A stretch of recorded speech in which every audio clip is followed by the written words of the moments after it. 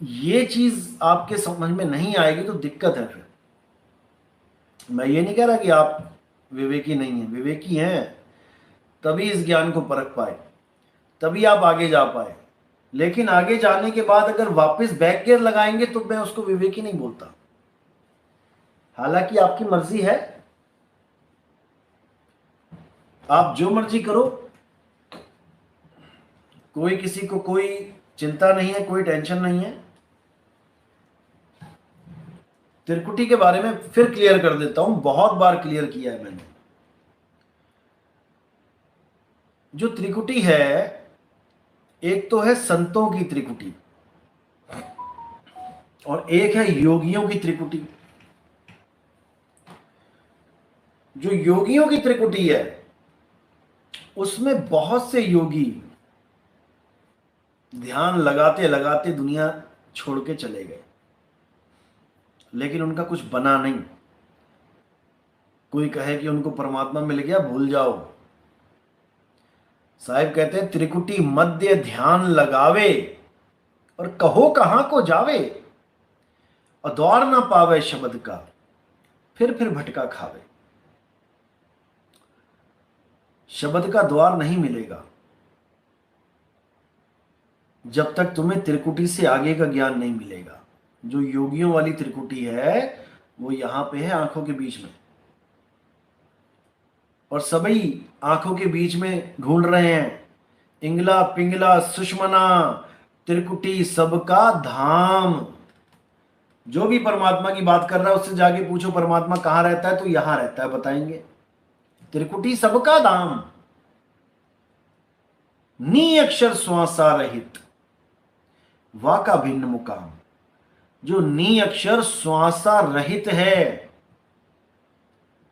श्वासों से उसका कोई कनेक्शन ही नहीं है, उसका भिन्न मुकाम वो कहां है, उसको जानना है।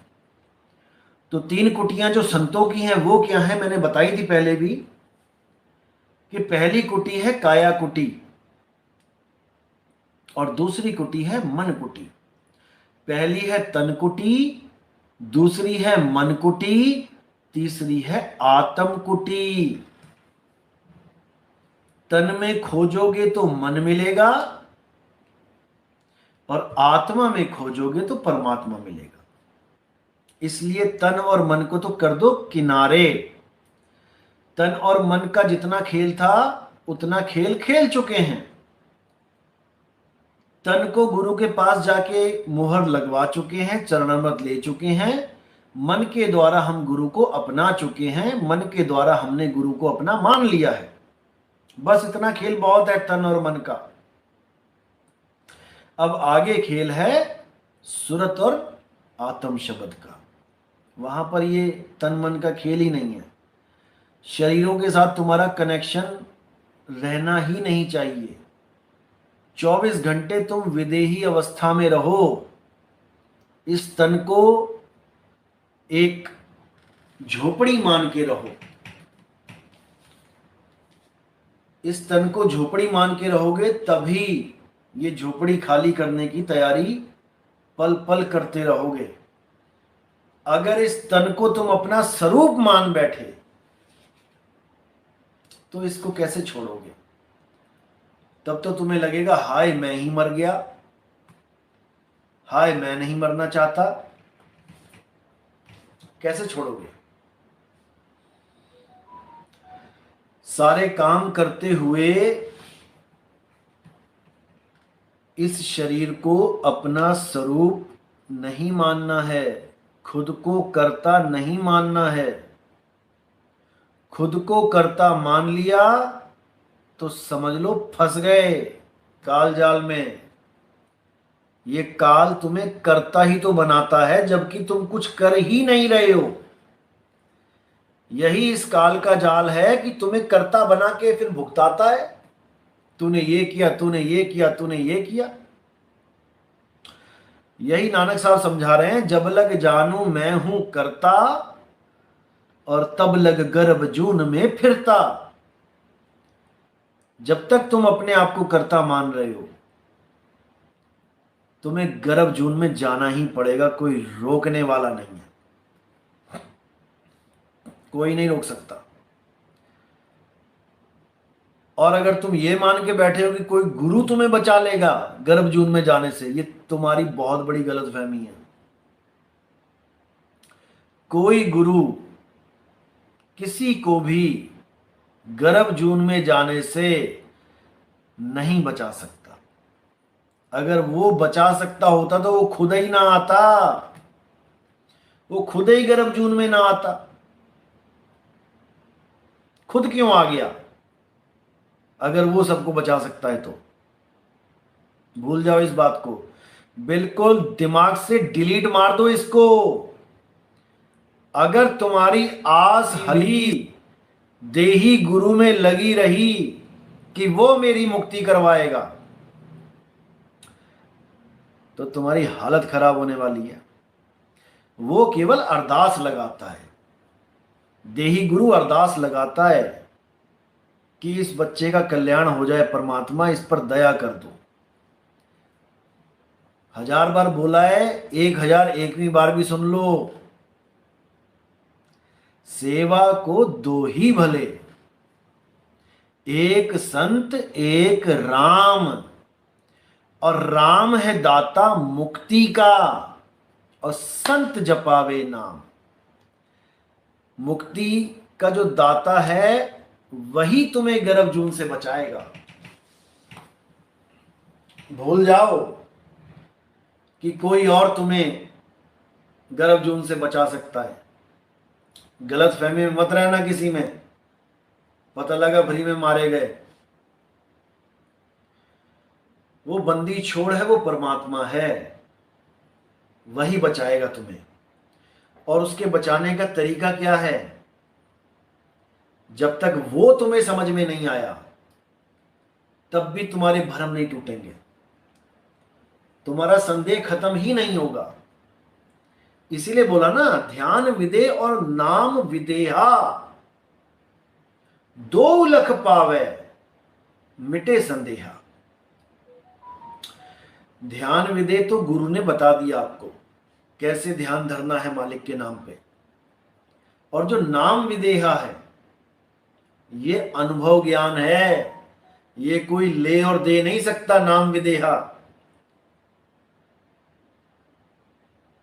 जब आप ध्यान धरोगे परमात्मा का, गुरु से विधि प्राप्त करोगे कि सच्ची भक्ति कैसे करते हैं। कोई नाभि पे ध्यान लगा के बैठा है, कोई नाक पे ध्यान लगा के बैठा है, कोई त्रिकुटी में ध्यान लगा के बैठा है। अरे ये पूरी एक ही काया है, ये एक ही बिल्डिंग है, इसके फ्लोर हैं ये। और परमात्मा इस नकली बिल्डिंग में नहीं रहता, परमात्मा इस नकली कच्ची काया में नहीं रहता। अगर परमात्मा इस काया में रहता हो, काया से कोई गलत काम ना होता कभी, और ना ही इस काया का कभी नाश होता। तो क्या करना है? गुरु जो सच्ची विधि बताता है उसको अपने जीवन में अप्लाई करना है। कैसे अप्लाई करना है? सुरत शब्द योग के द्वारा। सुरत यानी तुम्हारा जो ध्यान है, और शब्द यानी तुम्हारा सच्चा स्वरूप है। क्योंकि तुम्हारा सच्चा स्वरूप और परमात्मा का स्वरूप ये दो नहीं हैं। जब तक तुम्हें ये नहीं समझ में आया तब तक तुम किसी और के स्वरूप को देखने के लिए ललायित रहोगे। तुम्हारा ही असली स्वरूप परमात्मा का स्वरूप है। सत्य स्वरूपी नाम साहिब का, सो निज नाम हमारा। वही मेरा नाम है, वही आपका नाम है, वही परमात्मा का नाम है। कहे नानक ये तेरी वड्याई, कोई नाम न जाने मेरा। सब मुझे किसी ना किसी का नाम जपवा रहे हैं, लेकिन कोई मेरा निज नाम मुझे नहीं बता रहा। बस दिक्कत यही है।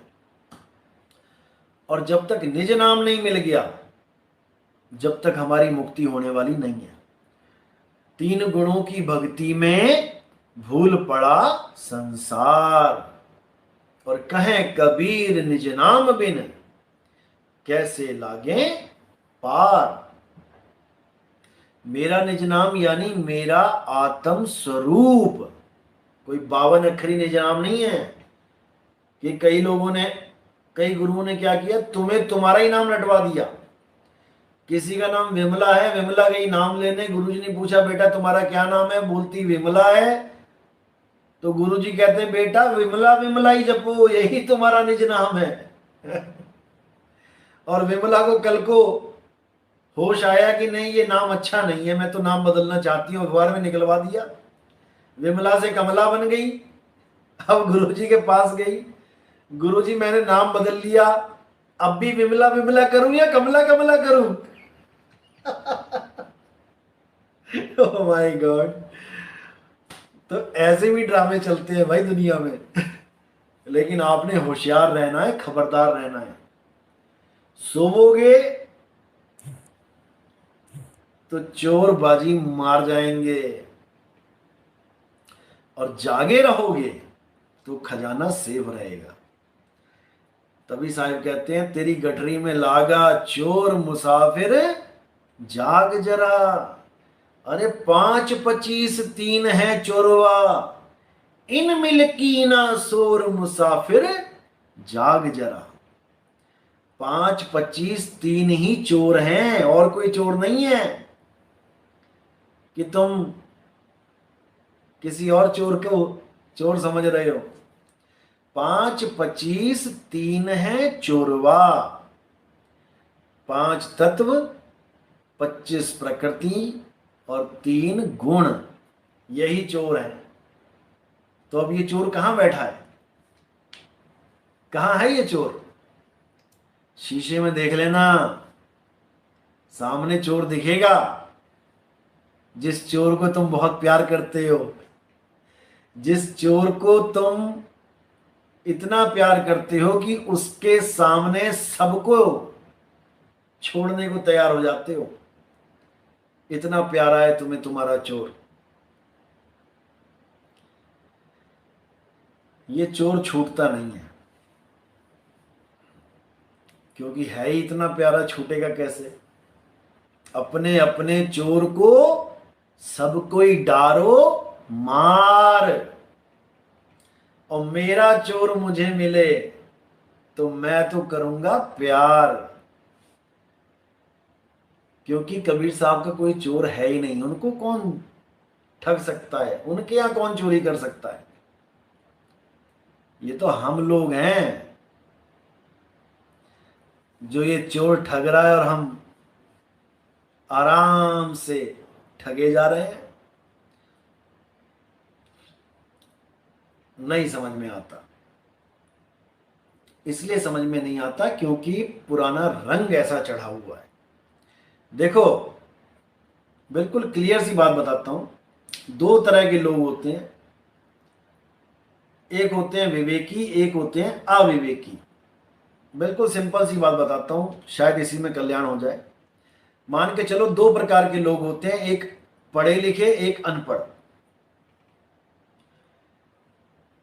अब पढ़ा लिखा अगर कहीं जाता है तो बस में या ट्रेन में वो देख लेता है लिखा हुआ कि भाई कहाँ जा रही है बस, और उसको अपने ज्ञान पे यकीन होता है, वो उस बस में बैठता है, चला जाता है। अब अनपढ़ को कुछ नहीं पता कि कौन सी भाषा का कैसा अक्षर है, तो अनपढ़ क्या करता है?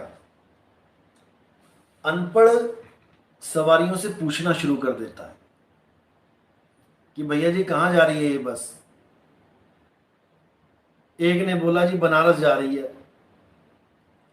अगर वो एक की ही बात सुन के बस में बैठ जाए तो क्या पता वो बंदा खुद ही गलत बस में बैठा हो, जाना है इलाहाबाद और बैठ गया गलती से बनारस वाली बस में, तो वो गलत जगह पहुंच जाएगा।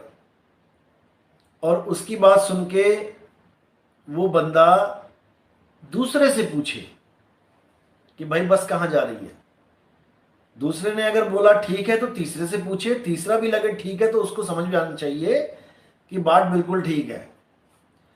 ज्यादा शक हो तो सीधे कंडक्टर से पूछ लो। बिना पढ़े लिखे भी वो अपने धुर तक पहुंचेगा। अब बस में बैठने के बाद दो कंडीशन बनती हैं। एक तो सफर का मजा लेता है बंदा, आनंद लेता है, और एक सफर में डरता है, घबराता है, चिंता में रहता है। क्यों रहता है? क्योंकि उसे विश्वास नहीं होता कि जिस बस में मैं जा रहा हूं ये बस सही जगह पहुंचाएगी भी कि नहीं। अगर तो उसे पूर्ण विश्वास हो गया फिर तो वो एंजॉय करता जाता है, नदियां देखता जाता है, पहाड़ देखता जाता है, जंगलों को देखता जाता है। फिर तो वो प्रकृति का मजा ले रहा है, आनंद ले रहा है। और अगर उसको यकीन नहीं है, यानी वो विचलित है, इतने लोगों से पूछने के बाद भी और पढ़ने के बाद भी, तो वो सफर का आनंद तो नहीं ले सकता, वो तो घबराता हुआ ही जाएगा। बिल्कुल सेम फंडा यहां पर भी है। आप आए, आपने देखा कि भाई ज्ञान तो बढ़िया समझाया जा रहा है, समझ में भी आ रहा है, लोगों को भी देख लिया कि हाँ भाई लोग जुड़ रहे हैं, नाम दीक्षा ले रहे हैं, अलग अलग धर्मों के ले रहे हैं, हिंदू आ लिए, सिख आ लिए, मुसलमान आ लिए, ईसाई आ लिए। इतना कुछ देखने के बाद भी अगर आपका विश्वास पूर्ण रूप से नहीं बना इस भक्ति में, तो नाम लिया ना लिया बराबर है। आपने फिर इसका मतलब जल्दबाजी में नाम लिया है। और मैंने पहले ही बोला था कि जो जल्दबाजी में यहां पे नाम लेगा वो कुछ दिनों का मेहमान है। पहली बात तो वो खुद ही शंकाओं में घिरा हुआ है, और दूसरी बात कि इतने सारे मगरमच्छ बैठे हैं उस बेचारी जान को फंसाने के लिए। पहले तो वो खुद ही शंका में घिरा हुआ है कि पता नहीं रास्ता सही है या नहीं। आज तक तो सारे बाबा त्रिकुटी में बताते रहे, ये नया बाबा आ गया कहता त्रिकुटी में ध्यान नहीं लगाना है। तो पहले तो यही शंका मन में घर कर जाती है, विश्वास नहीं बनता जब तक अनुभव ना हो। लेकिन ऐसा नहीं है कि अनुभव नहीं होता, कई लोगों को तो नाम दीक्षा से पहले ही ऐसे ऐसे अनुभव हो जाते हैं, परमात्मा की ऐसी रजा हो जाती है कि वो कहते हैं भैया हमें यही चाहिए, ये सही है या गलत है बात की बात है, लेकिन जो मुझे अनुभव हो रहा है मुझे ये पूर्ण अनुभव चाहिए। क्योंकि थोड़ा सा ट्रेलर दिखाते हैं मालिक। जब आप कहीं जाते हो गली में और कहीं से खुशबू आ रही हो, तो भले मान के चलो हलवे की खुशबू आ रही है, कड़ा प्रसादा बनाया किसी ने, ते भावें कड़ा प्रसादे तक तुसी पहुंच नहीं पाए, फिर भी गली च जिहड़ी खुशबू आ रही है थानू एक बार तो खड़ा दोगी कि वाह भाई। मतलब हिंदी में बता देता हूं, यानी आप अगर किसी गली में जा रहे हैं और कहीं पर हलवा बन रहा है देसी घी का, तो भले आप कढ़ाई तक नहीं पहुंच पाए, लेकिन उसकी खुशबू जहां आपको आएगी तो 2 मिनट तो आपको खड़ा कर देगी वहीं पे कि क्या बात है। अब उसकी खुशबू ही तुम्हें खींचती ले जाएगी अगर तुम्हें वो सच में चाहिए तो। और जब खुशबू आ गई फिर कोई 1000 बार बोले नहीं नहीं नहीं कोई कड़ा प्रसाद नहीं बन रहे अंदर यानी कोई 1000 बार कहे नहीं नहीं नहीं अंदर कोई हलवा नहीं बन रहा है, ओ भाई खुशबू आ रही है, तेरे कहने ना कहने का फर्क नहीं पड़ता यहां पे। तो जिसको उसकी मस्ती का ट्रेलर मिल जाए, जिसको उसकी मस्ती का ट्रेलर मिल गया वो तो नहीं रुकता भाई। अब जिसकी किस्मत ही माड़ी है उसको बेचारे को वैसे ही जुकाम हुआ पड़ा, दोनों नाक बंद है, वो बेचारा क्या करे। लेकिन ऐसा नहीं कि उसको हलवा नहीं मिलेगा, उसको उसकी खुशबू नहीं आएगी, आएगी। कुछ दिन रुक जा, जब नाक साफ हो जाएगी तो अपने आप आएगी तो कहने का मतलब यही है कि पूरा विश्वास रखो। विश्वास से बड़ा कुछ नहीं है। कहें कबीर सुनो भाई साधो, मैं तो हूं विश्वास में। मैंने बोला है कि जब भी तुम्हें लगे कि तुम भ्रमित होने वाले हो, कोई त्रिकुटी वाली बाणी पढ़ के, कोई श्वासों वाली बाणी पढ़ के, कोई भी इंगला पिंगला कुछ भी है ड्रामा जितना भी है ये, इसकी बाणी सुन के लगे तुम्हें कि तुम भ्रमित होने वाले हो, तो तुम चुप करके ये भजन सुन लिया करो। कौन सा? मोको कहां ढूंढे रे बंदे, मैं तो तेरे पास में। अरे नहीं, प्राण में। कट गया ना प्राण। ये वायु वाले जितने ये पंप लेके घूम रहे हैं गुरुआ लोग, हवा भरने के लिए तुम्हारे अंदर, कि वायु में परमात्मा है, वायु में, ये पंप उनका उखाड़ फेंका एक ही वाणी में। नहीं प्राण में, नहीं पिंड में। ये पूरा पिंड, इसमें परमात्मा नहीं है। लाखों आए और इस पिंड में ढूंढ ढूंढ के लाखों चले गए। नहीं प्राण में, नहीं पिंड में, ना ब्रह्मांड आकाश में, और नाम है त्रिकुटी भंवर गुफा में। कट गई त्रिकुटी? अभी भी त्रिकुटी में ढूंढना है क्या? नाम है त्रिकुटी भंवर गुफा में, सब श्वासों की श्वास में। अब यहां आ जाओ। अगर सब श्वासों की श्वास में आना है तब भी आ जाओ, और अगर बिल्कुल क्लियर करवाना है तो बोलो नहीं श्वासों की श्वास में, क्योंकि नहीं प्राण में पहले ही बोल दिया है। प्राण में और श्वास में पहले फर्क ही बता देना। जितने ये प्राण योगी बने बैठे हैं, श्वासा वाले, नाभि वाले, तुम नहीं प्राण में और नहीं श्वास में, इसमें फर्क बता देना। नहीं बता पाओगे भाई। तो बिल्कुल क्लियर है, ना श्वासों की श्वास में। अगर ना श्वासों की सांस में बोलना है, क्योंकि ये वाणी में दोनों प्रकार से बोला गया है,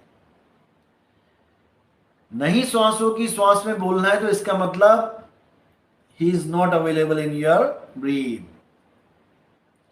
इन your breath he is not available.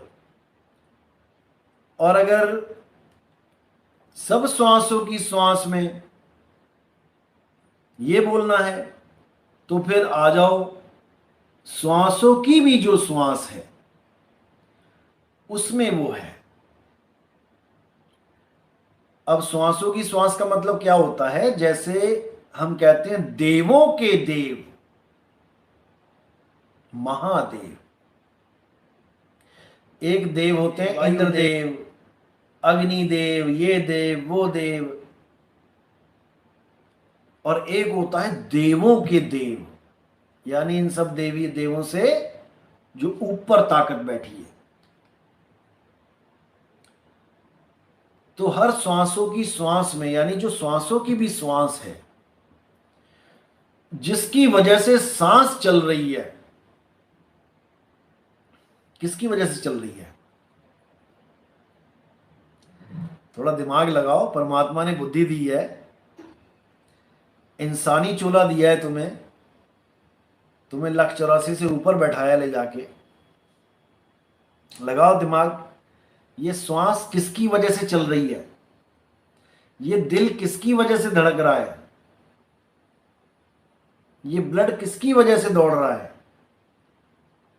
ये सांस रुक जाती है, ब्लड रुक जाता है, दिल धड़कना रुक जाता है, क्या चीज जुदा होती है? बस इसी को समझना है। जब तक आत्मदेव की कृपा रहती है तब तक ये खूब दौड़ता है, खूब भागता है, एंजॉय करता है। और जब कनेक्शन टूट जाता है तो ये मुर्दा कहलाता है। अभी तक तो जिंदा था, आंख थी, नाक थी, मुंह था, हाथ पैर थे, लीवर, किडनी, फेफड़े, सब कुछ था, तब ये जीवित कहला रहा था। और मरने के बाद कौन सा कुछ खत्म हो गया?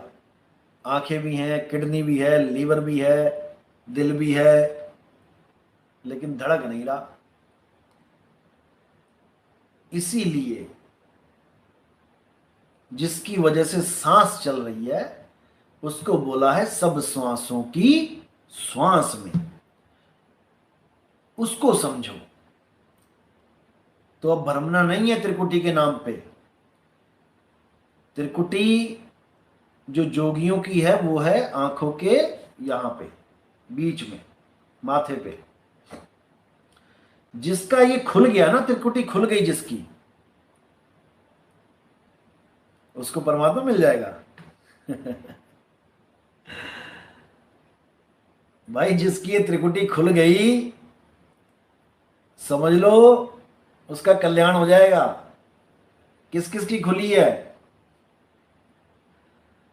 खुद इतिहास उठा के देखो, इतिहास के पन्नों को खंगालो।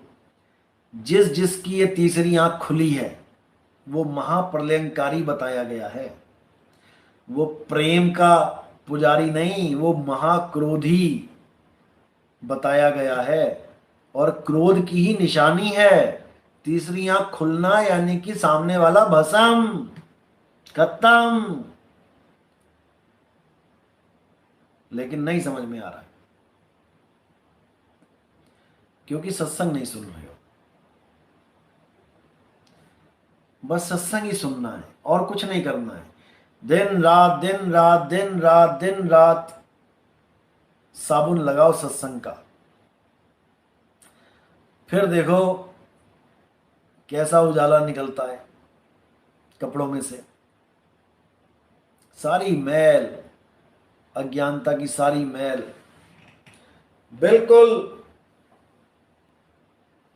क्षण के बाहर निकल जाएगी। लेकिन लगाना अपनी है।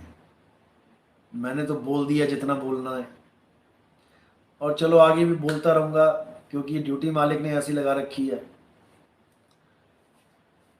लेकिन भाई समझने वाला भी चाहिए ना। बोलने वाला बोल बोल के चला जाए और समझने वाला समझ समझ के भी ना समझ पाए तो क्या फायदा होगा बोलने से। इसलिए बिल्कुल भ्रमना नहीं है और पूरे ज्ञान आधार से चलना है। अब आजकल एक मैसेज और आता है बहुत, और लोग उसकी वीडियो भी भेजते रहते हैं। अरे भाई मुझे ऐसी वीडियो मत भेजा करो भूतों प्रेतों वाली। यानी कि किसी के अंदर भूत आ गया, बाबा ने झाड़ा मार दिया, बाबा ने पहले ही बता दिया तेरे मन में क्या चल रहा है। ऐसे 36 बाबा बैठे हुए हैं। जो लिखने वाले बाबा हैं, कागज पे पहले ही लिख देते हैं। ये सब बहुत बड़ा प्रोपोगेंडा होता है। अभी आप लोग नहीं जानते इन बातों को। यहां डरे हुओं को डराया जाता है। ये देश ही ऐसा है हमारा। और यहाँ पे डरे हुए की कोई गिनती गिनती नहीं है। यहाँ पे इतने लोग मिल जाएंगे डरे हुए कि आप गिनती भूल जाओगे। अभी कह दो किसी कॉलोनी में जाके कि शनिदेव का प्रकोप होने वाला है, आज सब शनिदेव के वहां जाके दूध चढ़ा दो। भाई ये दूध भी चढ़ा देंगे, जबकि शनिदेव का कोई लेना देना नहीं है दूध से। तो ये डरतों को डराती दुनिया है जिनके नाम पे झाड़े लगाए जा रहे हैं। हनुमान जी के नाम पे। हनुमान जी ने कभी झाड़ा ना लगाया किसी का। नहीं तो हनुमान जी के हाथ में गदा की जगह झाड़ू होता, मोर पंख वाला। भाई समझो बात को। हनुमान जी ने कहीं पे भी किसी का भी झाड़ा लगाया हो तो मुझे प्रमाण दे दो। जो बंदा, जो भगवान इस दुनिया में रह के कभी एक झाड़ा नहीं लगाया जिसने किसी का, उसके नाम पे सारे झाड़े लग रहे हैं। अब बताओ। और कोई कहता मेरे अंदर हनुमान आ गया, मेरे अंदर माता आ गई। एक वीडियो भेजी थी किसी ने, बहुत बढ़िया लगी।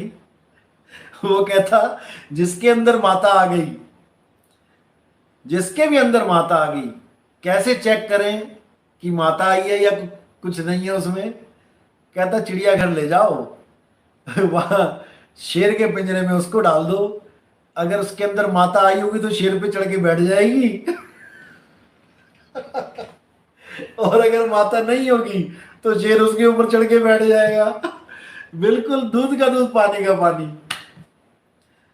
यानी कि कोई संदेह वहां पर रहना ही नहीं है।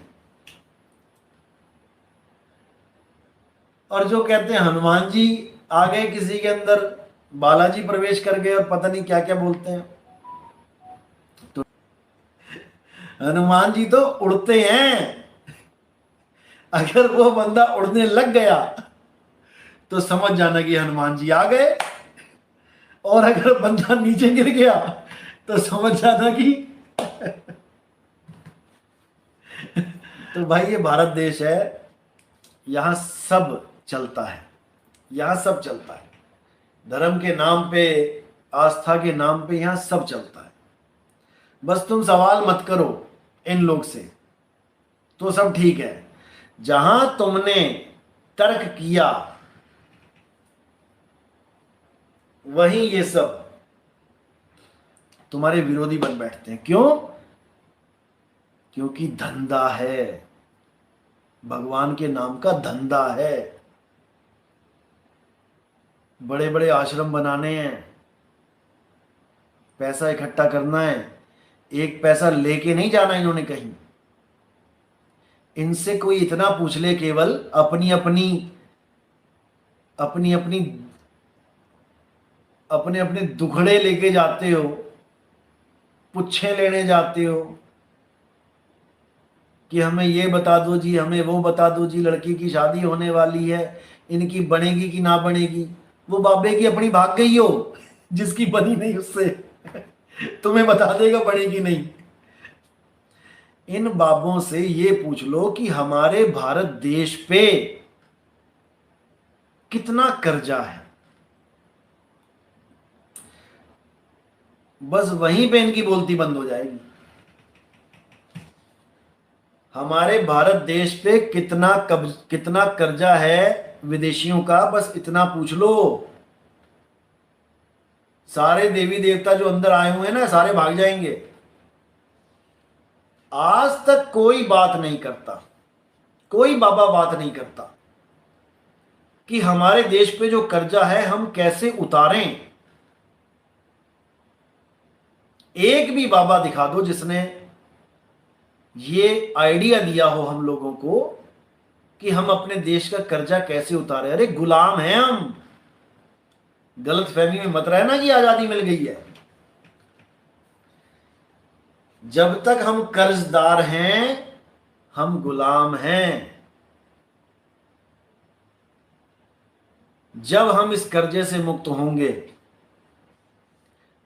तब हम अपने डिसीजन खुद ले पाएंगे, नहीं तो भूल जाओ। तो अगर कोई बाबा लोग इस दुनिया में कुछ करना चाहते हैं भारत देश के लिए, तो हमें आश्रमों की जरूरत नहीं है भाई। बहुत बड़े बड़े बना लिए, हर शहर में 5, 10, 25 बना के बैठे हो। हमें ये बताओ कि भारत का कर्जा कैसे खत्म होगा। हर आदमी कर्जे में डूबा हुआ है। इस कर्जे को आप डिवाइडेड बाय जनसंख्या कर दोगे ना, आपको समझ में आ जाएगा कितने हजार का कर्जा है आप एक एक सिंगल सिंगल बंदे पे। आप कर्जदार ही पैदा हुए हो, और आपकी सारी जनरेशन, भले तुम करोड़पति बन जाओ, तुम भी कर्जे में ही हो। जब वहां से हुक्म आएगा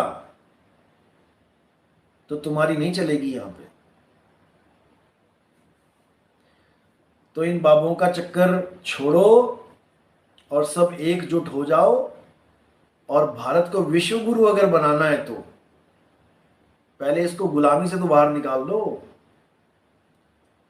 नहीं तो कुछ होने वाला नहीं है। चलो ये तो हो गया अपना टॉपिक भारत देश का। बाकी इस पे भी आगे बात करेंगे, बहुत कुछ बोलना है अभी, क्योंकि ये भी हमारा ही देश है। हालांकि चलो हम इस देश में रहते हुए भी इस देश के नहीं है, लेकिन जहाँ पर हम जन्म लेते हैं, हमारा शरीर जन्म लेता है, हमारे कुछ फर्ज होते हैं उस देश के प्रति। जहाँ का हम नमक खाते हैं, हमें नमक हलाली भी करनी पड़ती है। तो त्रिकुटी क्लियर हो गया, त्रिकुटी में ध्यान नहीं लगाना है। और जो लोग लगाते हैं, चलो कुछ नहीं से कुछ भला करते हैं, जो कुछ भी नहीं करते, जिनके ज्ञान एबीसीडी भी समझ में नहीं आई मूल ज्ञान की, वो अगर त्रिकुटी में ध्यान लगाते हैं, वो अगर श्वासों में ध्यान लगाते हैं, सोहंग सोहंग का जाप, अजपा जाप जपते हैं, तब भी मच बेटर देन नथिंग, अच्छा है। कुछ नहीं से कुछ भला है, लेकिन कुछ से काम नहीं चलता है, सब कुछ से काम चलता है, पूर्ण से काम चलता है। भक्ति है लेकिन पूर्ण भक्ति नहीं है। जैसे राम राम राम राम जपो, ये भी भक्ति है, इसको कोई पाप नहीं बोलेगा। अगर तुम राम राम का जाप करते हो तो कोई ऐसा इस दुनिया में पैदा नहीं हुआ जो ये बोले कि राम राम जपना पाप है। पाप नहीं है, राम राम जपना भी भक्ति है, लेकिन